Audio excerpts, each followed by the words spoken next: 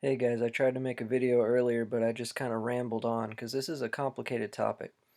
Anyway, this video is going to be about how authoritative the KJV Bible really is, okay? Using the Textus Receptus, of course. Let's start from the beginning. I'll try and be short and to the point. The Bible comes from the Greek, well, the Old Testament is in Hebrew, and then the New Testament is in Greek.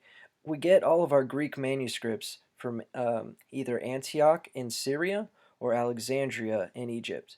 Antioch has about 5,000 manuscripts, and they're very consistent with each other. That's what makes up the Textus Receptus. Uh, in other words, the received text, or the Byzantine, or the majority text.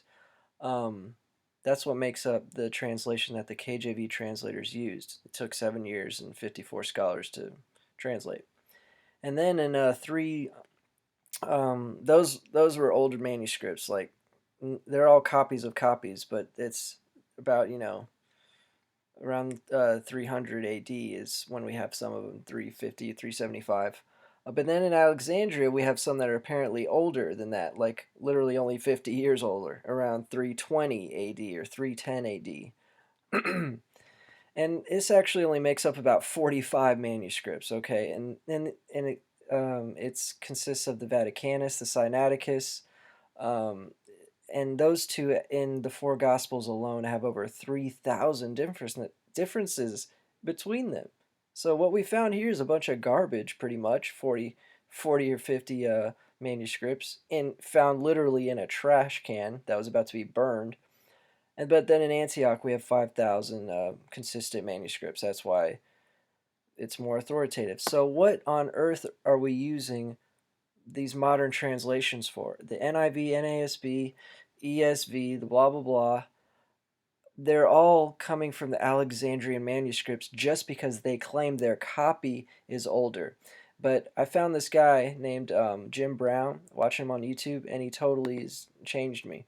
He's first of all, you got to get this the Prospectus, the Encyclopedia of Literature of Biblical, Theological, and Ecclesiastical Literature by McClintock and Strong.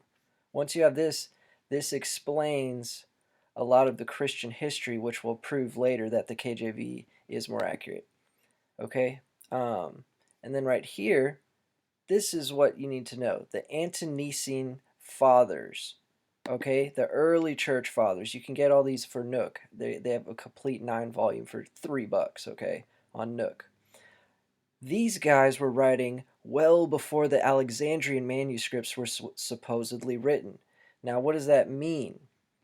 That means that all of this stuff, even though it was like literally only 50 years earlier than that, was still not overshadowed by these guys. Okay, look, this the early church fathers.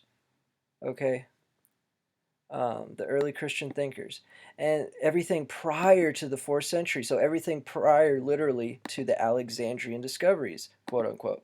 So what Jim Brown did brilliantly was look in the Ante-Nicene Fathers Index, because it has verses that you can look up, right?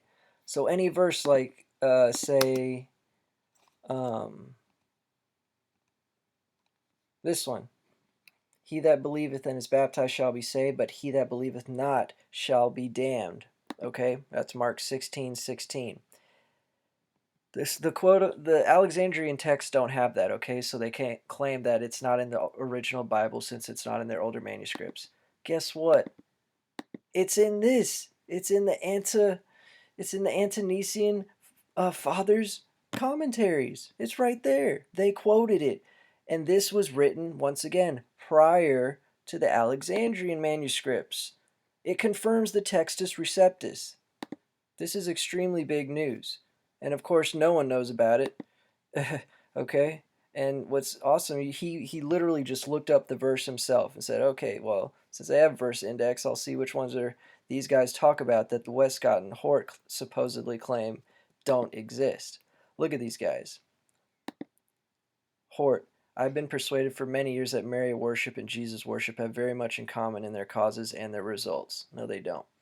I never read of a miracle in Scripture, but I seem instinctively to feel its improbability. Well, then why are you translating a Bible? Oh, because you're a part of an occult society, the Hermes Club, the Ghostly Guild. It's like they're unconsciously playing Satan. Okay? Sorry about that. Serious, no joke. Okay? Okay, and guess what? They take out John 7, 57, whatever the last line of John 7 is, through 8:16. John 7:53, yeah, through 8:16. And it's crazy. It's literally where Jesus said, he who is without sin cast the first stone." They take that out of the Bible. It's one of the most important messages, okay? This is ridiculous. But once again, these guys talk about it. These dudes. This is older than the Alexandrian manuscripts. That means it confirms the Textus Receptus as older. Or at least what has been written is older and confirmed. Okay, is that short enough? I tried to make it short. You can look up the verses yourself in here. It's an index of verses. I mean, then you can read the encyclopedia of it yourself to see how old these guys are. It'll say, well, uh, it'll give all the names of the dudes. I'm just getting into this stuff.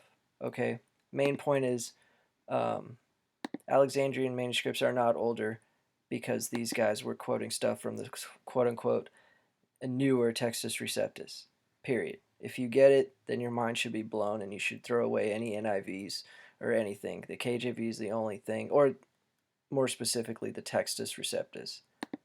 I'm going to like that.